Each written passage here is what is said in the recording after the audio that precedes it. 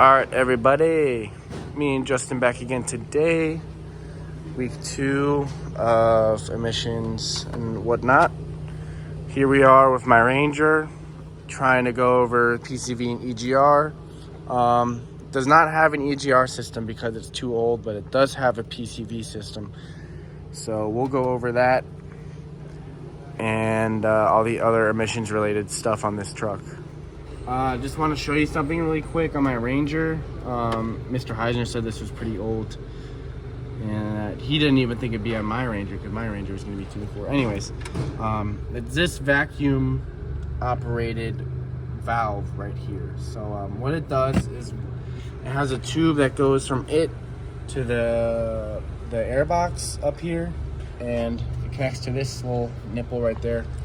And when engine vacuum is different or differently applied to this, then it will change and the valve will move to let air in from either over the exhaust manifold when it's cold to help the engine heat up warmer or heat up faster, or cooler air from the front of the car up here after it's warmed up. So I'm gonna apply vacuum to this and you'll see the valve move, and you can also maybe hear it a little bit.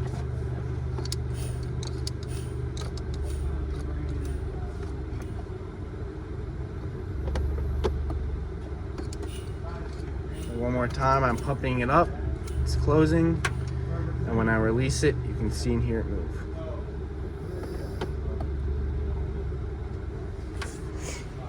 Yeah, this is something you'd find probably more on older carbureted cars. It'd be a little bit more beneficial to them, but Ford thought might as well put it on a fuel injected vehicle. All right, everyone, gonna go over the PCV system on my Ranger really quick. So here's the PCV hose that goes into the intake. It's really short and it comes up from the oil filler cap right here.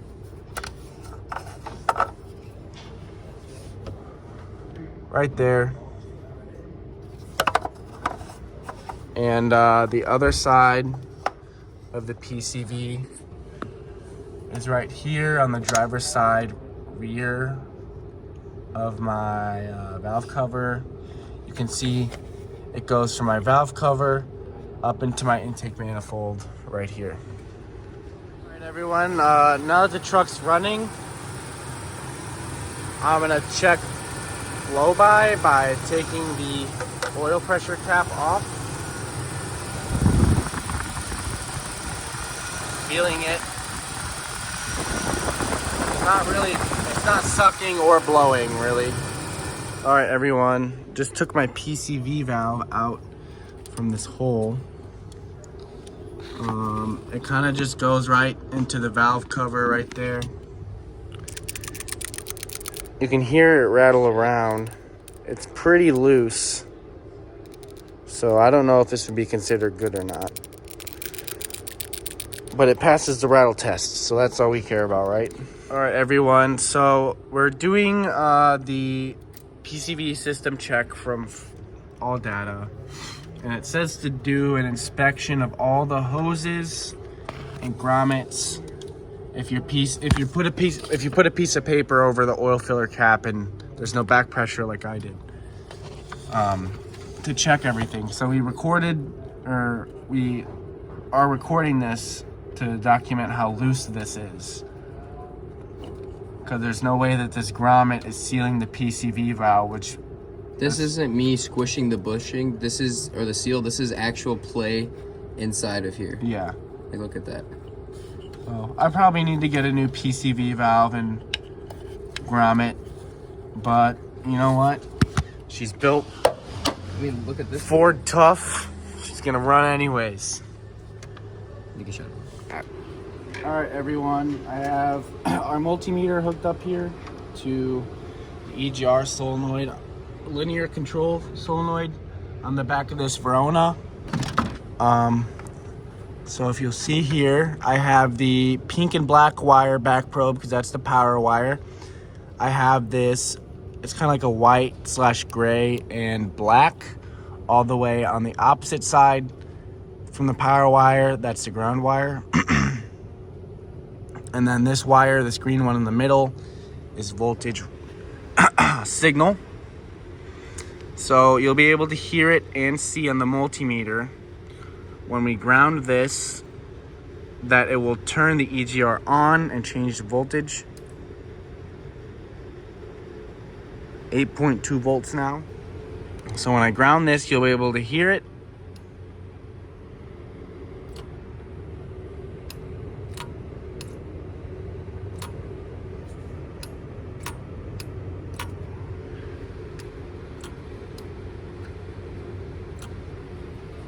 And yeah.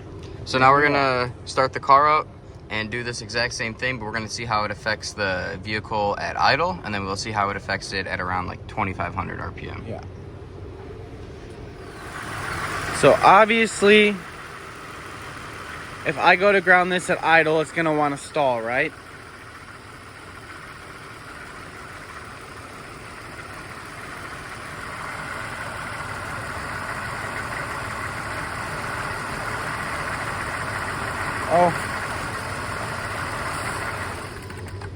Oh, yeah, whoopsie, sorry.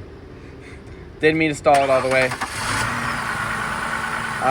Now go ahead and give it some beans.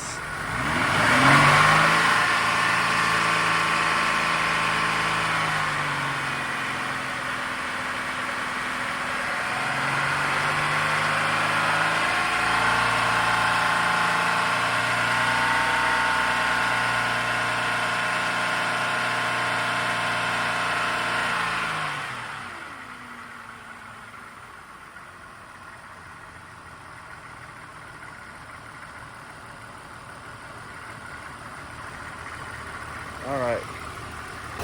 So obviously the test that Leo and I did, the vehicle at idle, he stalled the vehicle out because when we grounded this, it opened the solenoid completely and it was just sucking in exhaust gas through the intake, which caused the vehicle to stall. And then when we revved it, I revved it to 3,500, and when he grounded the solenoid and opened it up, it dropped the RPM down a whole 1,000 RPMs. You can see the car does not like to run off its own fumes. Yep.